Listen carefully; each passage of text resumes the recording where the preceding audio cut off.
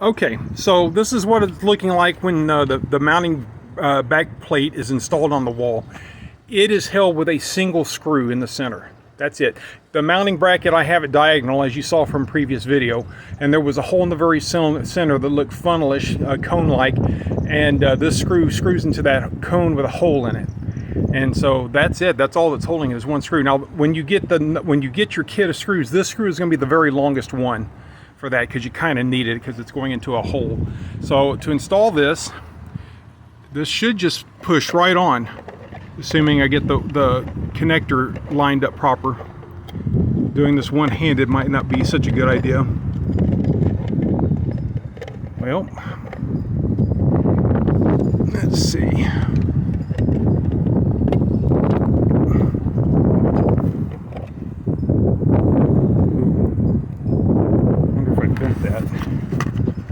Okay, so I'm having a hard time holding this.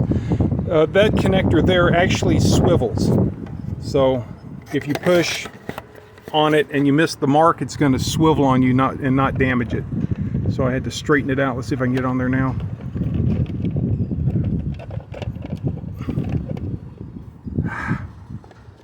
There it goes.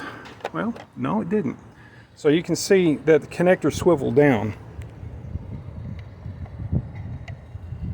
Now let's do it like this from the side.